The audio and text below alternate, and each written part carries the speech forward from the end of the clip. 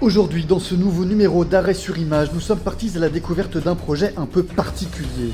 Un court-métrage en hommage aux bandes dessinées de Picsou. Pourtant ici pas de canard, mais bel et bien des acteurs en chair et en os. Un concept qui déroute autant qu'il intrigue. Rencontre avec les deux réalisateurs à l'origine du projet. Ils s'appellent Hugo Mathias et Adrien Bouquier, et pour ces deux passionnés de cinéma, assistants réalisateurs de métier et lecteurs de longue date de Picsou Magazine, l'idée apparaît comme une évidence en 2018. Un univers fourmillant de personnages hauts en couleur et de récits d'aventure, un monde pop et coloré, de l'épique et de la comédie. Autant de potentiel cinématographique qu'ils entendent bien transposer dans leur court-métrage. Ouais, c'est vrai que c'est des BD qui nous ont marqués et qui nous ont construites presque. Donc leur rendre hommage à travers cette autre passion qu'est le cinéma et pouvoir en proposer notre propre vision, ouais, c'est un rêve.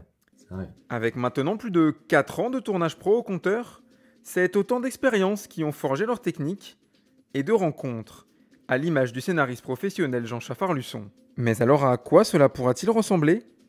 En guise de réponse, Hugo et Adrien ont choisi de tourner une première scène de leur film. Au menu, le duo de personnages principaux, le riche et radin Edgar Merrill et son neveu flemmard et un tantinet soupolé Damien, sont lancés dans une course-poursuite derrière un certain Archibald, qui a dérobé à Edgar son bien le plus précieux. Sur cette minute 30, ils nous offrent un premier coup d'œil sur cet univers qu'ils veulent mettre en image.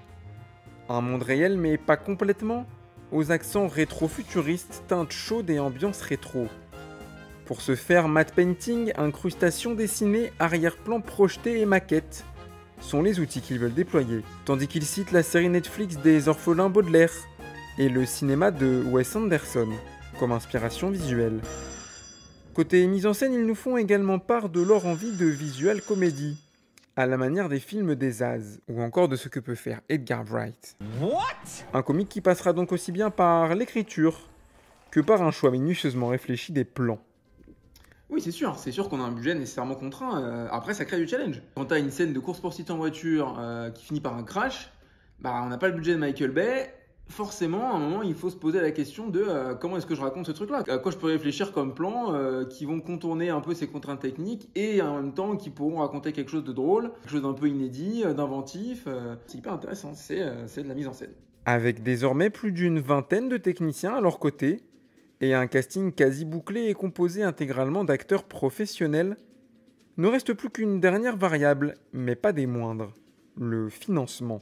Et si la mise de départ d'environ 15 000 € obtenue à l'aide d'un crowdfunding l'été dernier a permis un premier pied à l'étrier et le tournage de la scène, la durée d'environ 25 minutes et les coûts incompressibles dans la création originale de costumes et de décors, nécessaires pour créer et crédibiliser cet univers, les font désormais se tourner vers des dons défiscalisés, pour enfin mener ce projet à son terme, offrir ce cadeau aux fans de Picsou et faire de leurs rêves une réalité.